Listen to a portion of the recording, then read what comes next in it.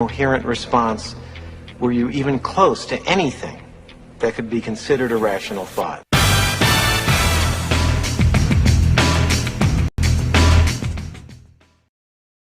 Well, as always, we're talking more about me than our guests and the rational thoughts, but that's why bringing the guests on the show so we can actually learn something and get something out of it. So make sure you click below, subscribe. We've got show notes. We've got some freebies, a lot of good stuff there. Our guest has got a very long LinkedIn profile, but he wanted me to give you the summary because I think he's going to be a guy who gives us nice bullet points here. He currently lives in Tamarindo, Costa Rica, beautiful place. He's got his Ph.D. in business. He teaches economics at the university level, has a consulting company for 30 years, serial entrepreneur, and has authored 11 books. So without further ado, let's bring on our guest, Bill Sciacca Khan. What he calls Sciacca. How do you pronounce your last name, Bill? Sciacca. Sciacca. Bill Sciacca. So, Bill, what a resume, man. You've been around the world and you live in the world. How did you get involved in the world of being a serial entrepreneur in business? You know what? I don't know because I have to tell you, my mother and father grew up during the Great Depression, and they never thought the Depression ended. I mean, they thought the Depression was going on in the 80s during those rock and roll Reagan years, during the dot-com thing in the late 90s. They never thought the Depression ended. So I'm not quite sure, and I'm an only child. So somewhere along the line, my father said to my mother, "We're not doing this anymore." And I don't know how I became a serial entrepreneur, but I did. I owned a bowling center. I owned a chain of donut shops, ice cream parlors, a textbook resale company, a company that recharged toner cartridges, plus my consulting company, which had many different revenue streams. So you're one of the few professors who actually has world experience in business. Yes, and you know what? That's what made my teaching of economics sexy. The students loved it when I could roll up my arms, show them the scars. Because it wasn't just theory. I mean, let's face it. I've had some economics professors that were as dry as rat dung. From the first day I got them involved with, here's what you could do with this stuff. This stuff's very exciting. Yeah, it's fascinating to me. When I went to school and studied radio, TV, and film, and every single professor except one had no practical experience in media. There was one guy that owned his own production company, and that was the most interesting course I had. There you go. Here's what you learn. Now go and apply it. Now here's what we did when we shot the Blues Brothers. Oh, really? You were on the cell? Yeah. That's okay. That'd be fun. Almost as fun as an ice cream parlor, I guess. I don't know. How did you manage an ice cream parlor without eating too much of the product? Well, who the hell said I didn't? At the time, I was 285 pounds. I had 150 employees. A good number of them were Indian.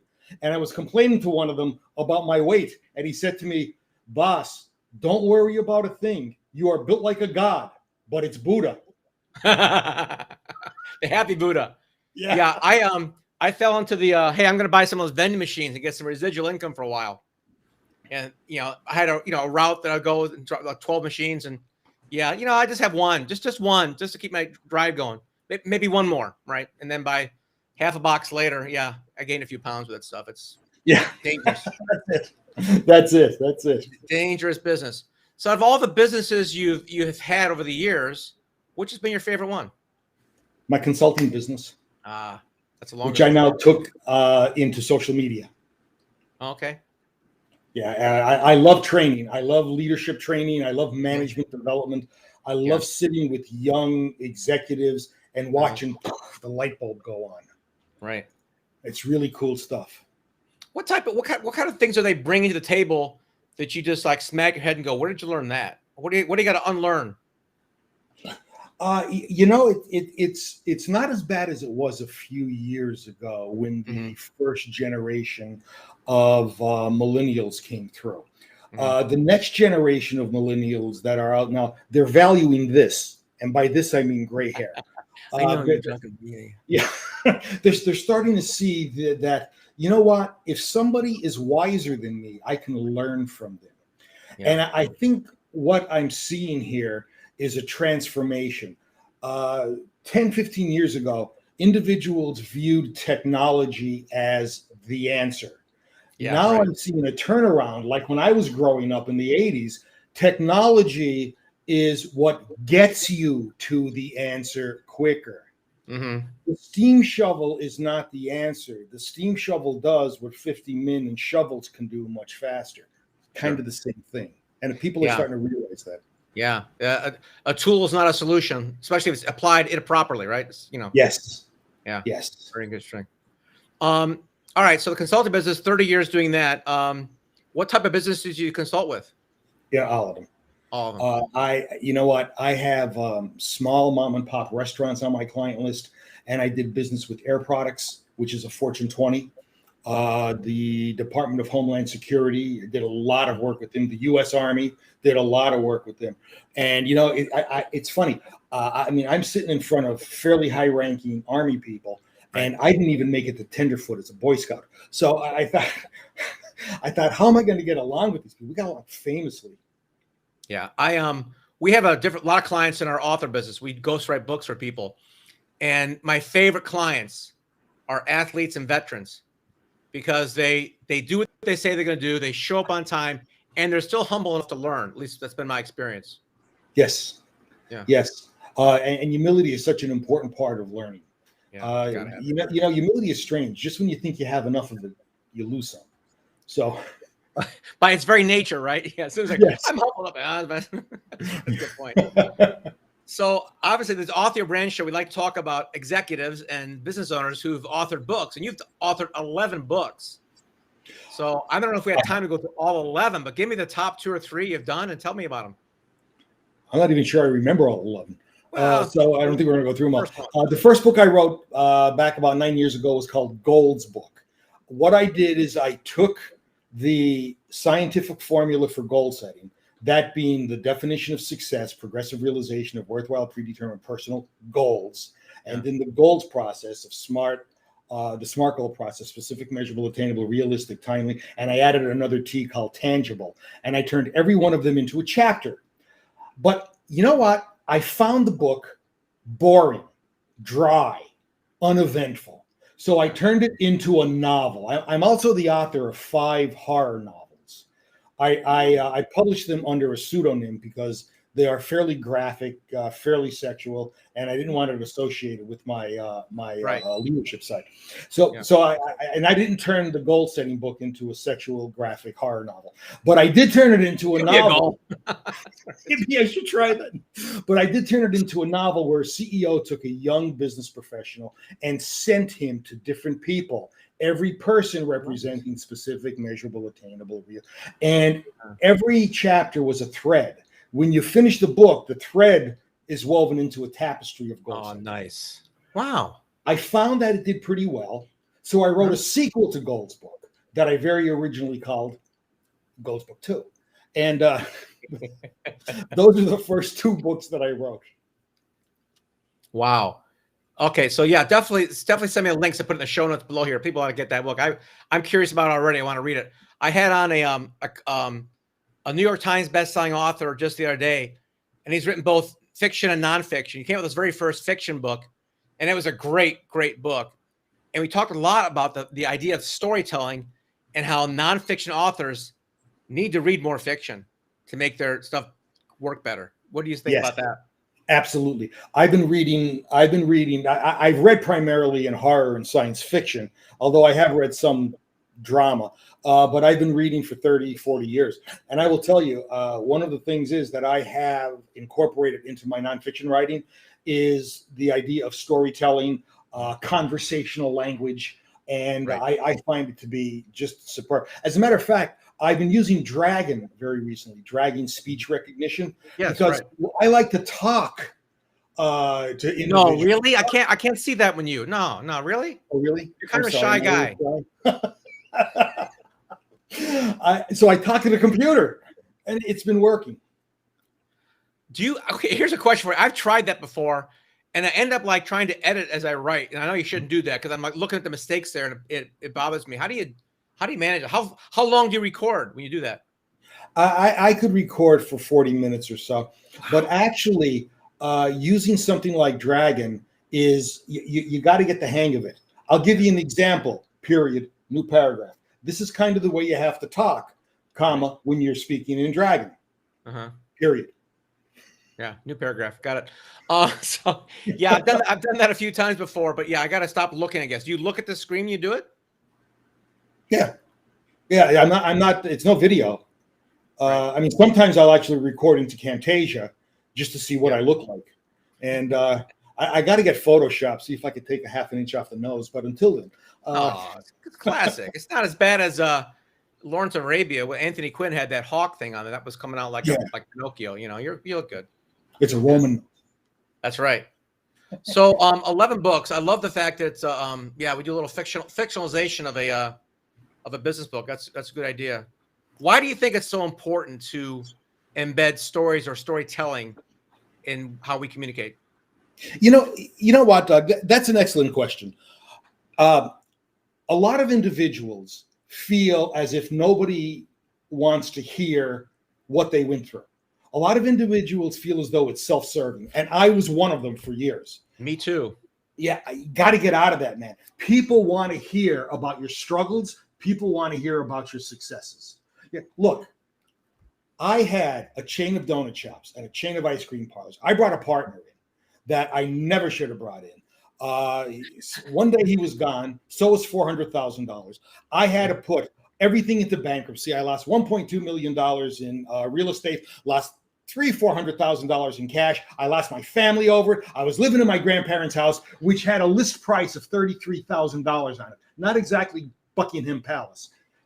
Guess what? People want to hear about that, and they want to hear how you dug your way out, because as you're talking about it, they're thinking, that vending route that went out of business. How can I have, yes, roll up your sleeve, show people your scars, let them learn from it. But you got to do that cognitively. It's got to be a conscious. Yeah. I used to be in real estate, and at that time in my life, everything worked for Doug. I had a clean record. Nothing bad happened to me. I taught real estate investing, and I did okay with it, right? You know, I had a couple $1 million in property.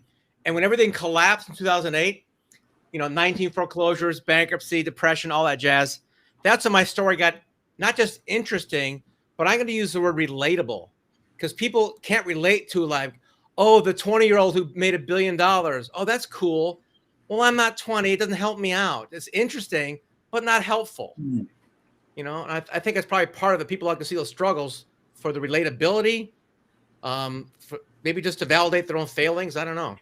Honestly, I mean, I spend a lot of time on YouTube researching different types of videos on metaphysics and success and things like that. Yeah. And every so often one will pop up. Hi, let me show you how this 19-year-old became a millionaire. I said, please, listen, before you tell me how you became a millionaire, go through puberty. Yeah, I'll show you some real struggles. Yeah.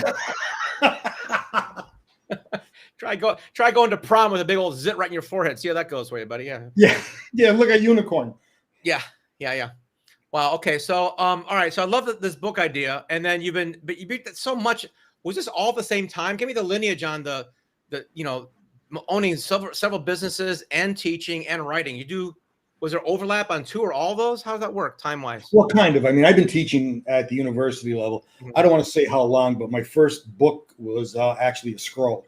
I've been teaching economics since 1982. It was on papyrus. Got it. Right. Yeah. So from 1982 until like 2017, I was teaching.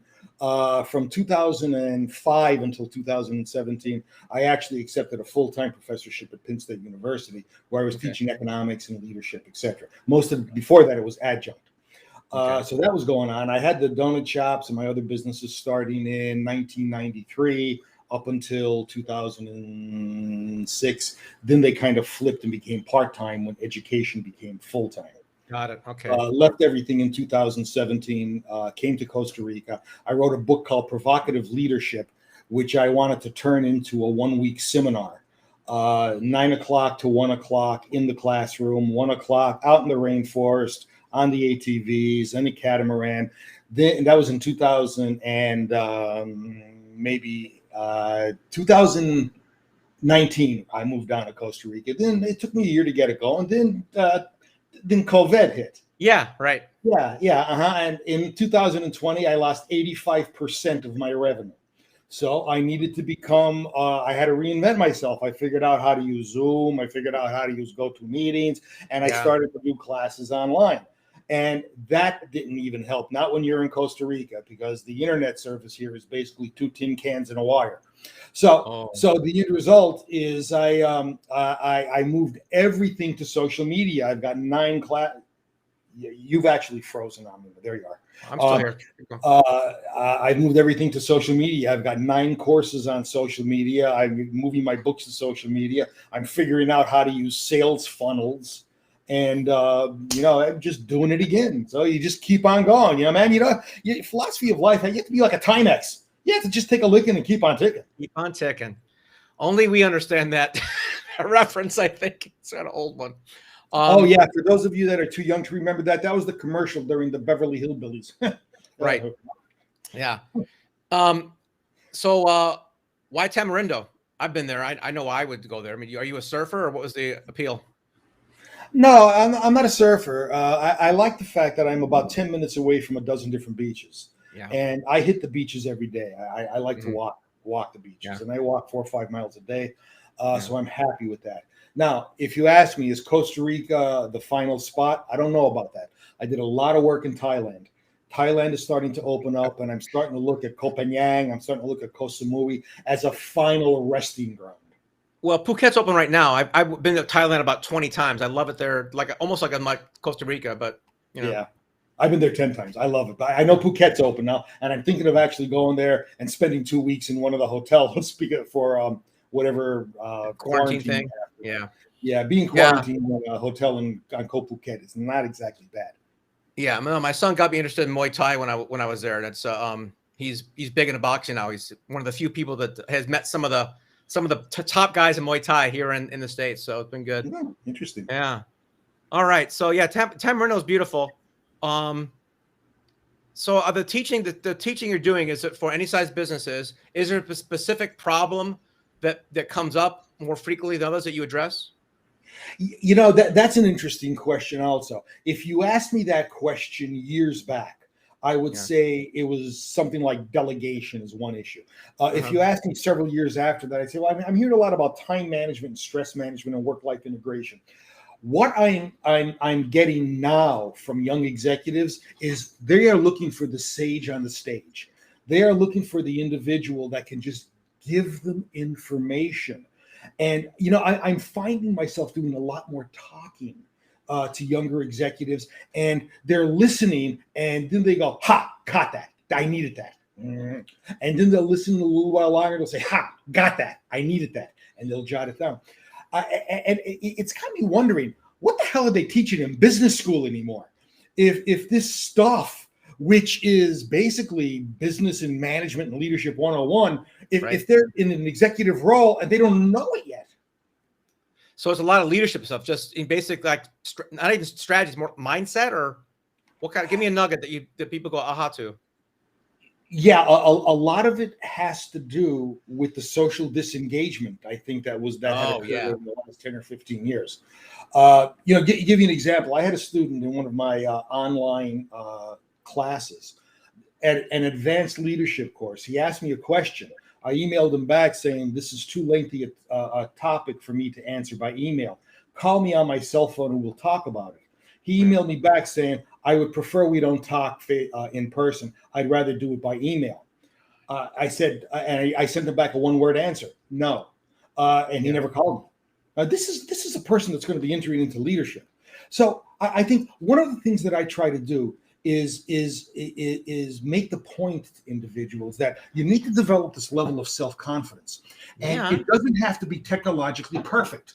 So consequently, that notion of fake it till you make it, it works. It works. You know the old saying, if you can't dazzle them with brilliance, baffle them with bullshit. I'm not suggesting that you do that. But what I am suggesting you do is that, look, we're having a conversation here. I don't know what you were going to be asking me. You don't know how I was going to answer. Guess what? To me, it seems like it's working.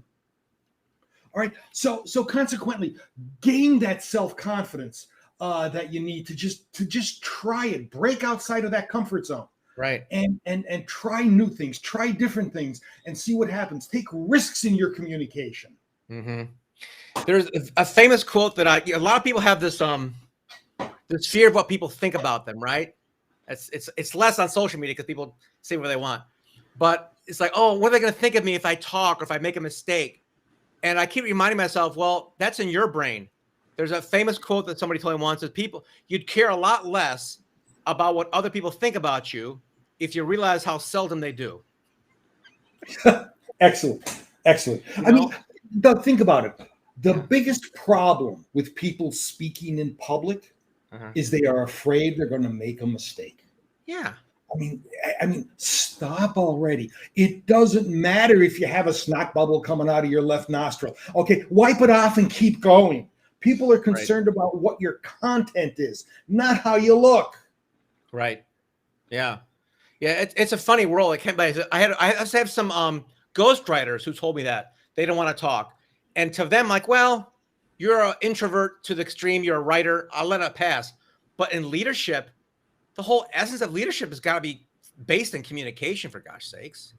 Yes, exactly. And there's got to be this self-confidence that comes out. Right.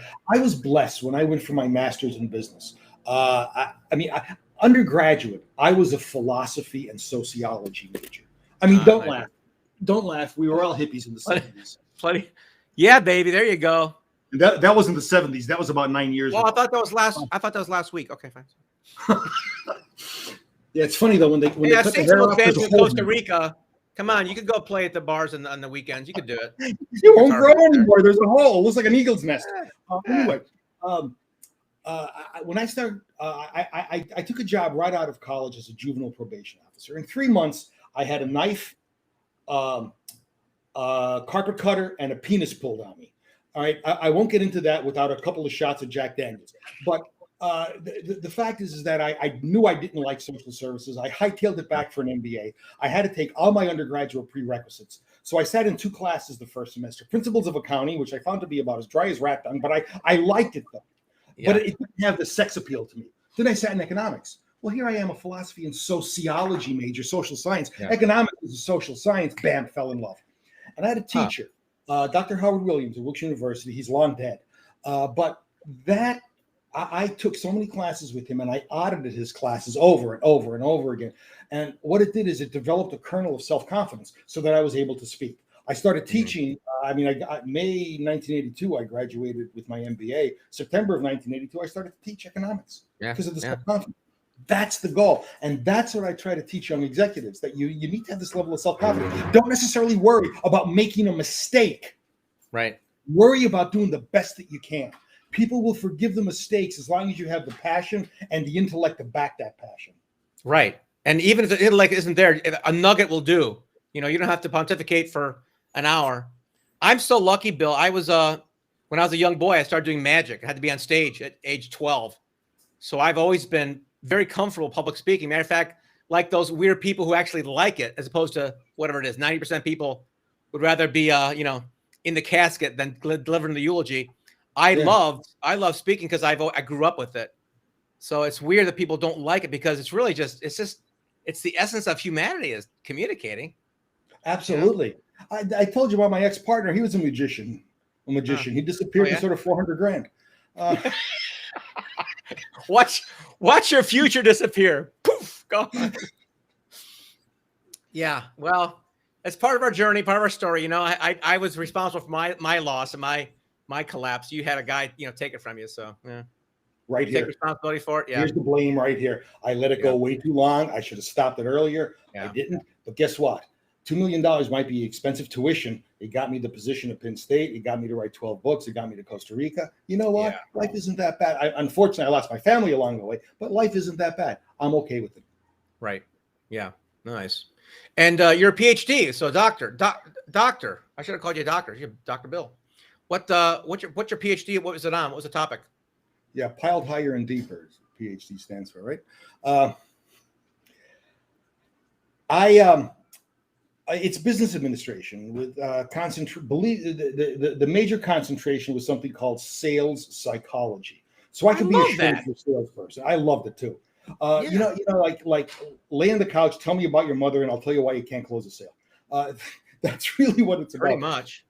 but a lot of my research was on goal setting and self-motivation, and that's, over the years, everything just kind of coalesced to form what you're looking at right now. That's right. Right. Nice. I love it. Yeah. Have you ever read anything by Orrin Claff? No. Oh my gosh. I'll send you a link to his book. I've read, like you, a lot of sales books, right? From the old days, the 80s and all stuff up until today. And I read Pitch Anything like 6-7 years ago. He came with a book called Flip the Script, and he goes deep into sales psychology. And the one story I'll share with you, I think you'll find fascinating. He compares sales to a squirrel looking at a bag of peanuts on the ground, where you're curious but fearful. It's like, I'm curious about that, but I might get hurt. And it goes back to our limbic brain of being both curious and risk adverse. And our job is to, make it feel safe to go get the peanuts. He takes about 8 pages to tell it, but a good storyteller, he certainly is. Very interesting. I have a daily motivation, a daily membership called the 5-Minute Motivator. And I did something very similar to that about some feral cats outside, where I put some food out and they were afraid to go to it, but they were curious. They were curious. And eventually they went to it. They realized they were safe. Now I've got 8 feral cats out there. Are they still feral? They're like, did you name them? Yes, I named them. We took one in. We're going to take another one in soon. Then there's another one that's pregnant. But you know what? I like them outside because they kill the scorpions and the tarantulas, so it's okay. Yeah, that's good enough. All right, beautiful. Wow. What if you were going to give somebody a not 5-minute motivation, but like 3 key points or 3 takeaways for growing their business today? Give me your 3 best pieces of information or wisdom. Well, I have to give you one on motivation because, I listened to an old tape years ago by a gentleman by the name of Paul Meyer, and it was called Who Motivates the Motivator? Right. Ultimately, it's self-motivation. Mm-hmm. All motivation is self-motivation. So if you're in the top of your business, or if you have profit and loss responsibility, you are responsible for you. All motivation is self-motivation. That's the first thing I would suggest. Mm-hmm. The second thing I would suggest is clear and concise communication using self-confidence as the basis. And the third is personal responsibility. You are in charge of you. Okay. Love it. That's the best. Those are the best 3 bits of advice that I can give you. I love it. That is so powerful. I want to read the book. So your favorite one of the 11 is the Gold book? I think Gold's book is probably the most enchanting one. At least for me, it was. Okay, well, that's good enough. It'll be in the show notes here. I'm going to make sure I can put a link in the show notes below this call, and make sure people can get it. So is it on Amazon, or where is it, Bill? Yeah. I think the downloadable version is still on Amazon. Great. All right. That's fine. Yeah. And okay. I would hope that your individuals would consider the 5-Minute Motivator. It's free. It's there. There's a free book actually on it called High Octane Leadership. Oh, I like that. Okay. Performance. And we'll put that down there. Is that an Amazon link, or is that on your website? Where is that? I'll have to send it to you. So let's do that. Send me a link to that. It'll be in the show notes below here when you're watching it, guys. But yeah, send me a link to that. Love the 5-Minute Motivator. That's fine. And the YouTube channel is the repository. There's 300 episodes on YouTube. Okay, that's in the show notes too. Yeah, everything's below us here. Look below. We got everything there for you. Download, learn, motivate yourself. Doug, I'm at the point in my life where my new vision is to make a ding in the universe by helping others make their ding in the universe. It ain't about the money. It ain't about we're in the same boat, man. We're about the same age. And I was talking to people the past few weeks. I'm like, you know what? Yeah, I've made money. I've lost money. Money's important, but someday I'm going to be gone. And what are we leaving behind? It's got to be something positive. So, yeah. I mean, I'm sure that's what somebody's going to say about me after I die is, remember Bill Sciacca? What a lousy guitar player. Anyway. I saw. Maybe I'll come to Costa Rica and hear you at the bar. I want to hear that sometime. So bring your guitar. After a couple of shots of tequila, everything sounds good. Yeah. I will not bring that one. It's been out of tune for a year, but thank you. I'll give it a shot.